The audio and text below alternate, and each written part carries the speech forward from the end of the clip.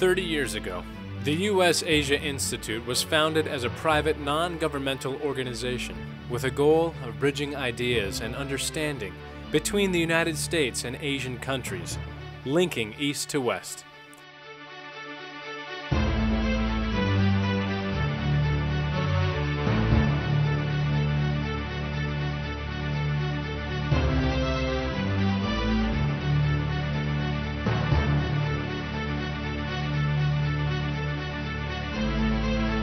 Our goal is to promote conversation and help spark meaningful communication between the U.S. and Asian nations about important international issues. By establishing these relationships and forming partnerships with top government officials, the Institute has effectively built a bond of trust and mutual respect between different forms of government. We are the first Asian American organization to do so. One of our proudest accomplishments has been building a relationship with the White House. At the first U.S.-Asia Institute Gala in 1980, President Carter was our keynote speaker. Other top administrators soon followed, such as former Secretaries of State George Shultz, Edmund Muskie, Cyrus Vance, and James Baker III. These international leadership conferences focused on a number of major issues, including trade and investment, technological advancements, and regional security. Just years later, the first congressional staff trip to China was organized. There, top Chinese officials and U.S. representatives exchanged policy viewpoints and ideas and gave U.S. congressional advisors invaluable opportunities to gain a first-hand view of the culture and government of China. That opportunity set the standard for trips to other Asian countries, including Japan, Singapore, Indonesia, Thailand, and Malaysia. While U.S. congressional advisors continued to travel on delegations, in 1989 the Institute established exchange programs which brought young Asian leaders to the United States to explore American culture, political science, and social issues. Throughout the 1990s and into the 2000s, we continued to promote understanding and build friendships between the United States and Asian nations by continuing congressional staff trips, delegations, and exchange programs. Many new programs and trips were developed as well. Some continued the large gatherings of previous years, while others started more intimate luncheons and reunions, keeping old friendships and starting new ones by getting to know members who have stepped into a larger role within the U.S.-Asia community.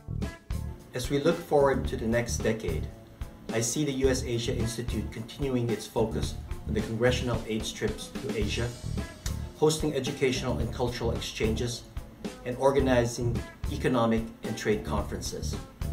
In addition, we are rolling out the U.S.-Asia Institute Partners Program. This program collaborates with various not-for-profit organizations such as the Asia Society, the Asian Development Bank, and the Better Hong Kong Foundation to establish joint programs to support economic, social, and educational development in the region. In addition, the program will also partner with private sectors in bringing together subject matter experts and institutional knowledge to the various East Asian embassies and missions in the United States. We will also be hosting one-day symposiums across East Asia dedicated to discussing pressing issues facing U.S.-Asia relations and the Asian American community. The forum will identify and bring experts in particular areas and will address and provide information and research to lawmakers and policymakers and constituent leaders. By bringing these segments together, the Institute provides a forum for dynamic exchange with a new perspective on U.S.-Asia and Asian American relations.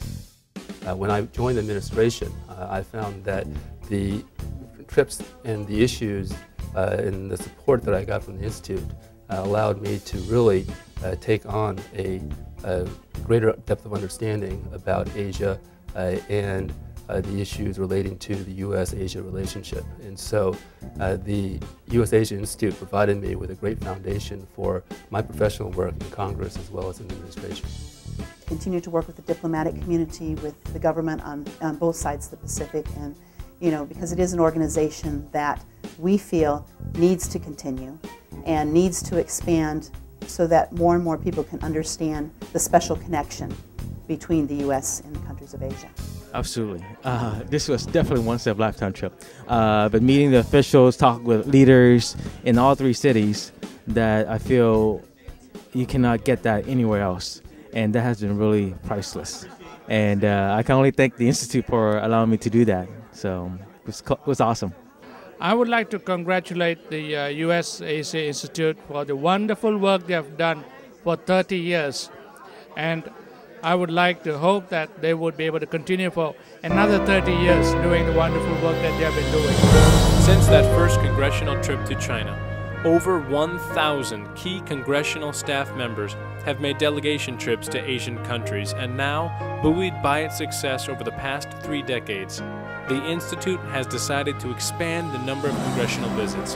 However, that isn't the only expansion in sight. We will continue to bridge East Asia with the United States, as there are many more friends in the region we are looking forward to opening communications with.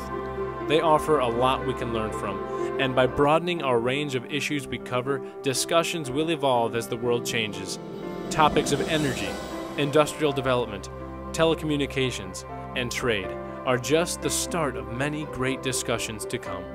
As the U.S. Asia Institute prepares for the challenges and opportunities of the coming years, it looks to its friends in the U.S. and in Asia to enhance its mission of bridging the East and the West.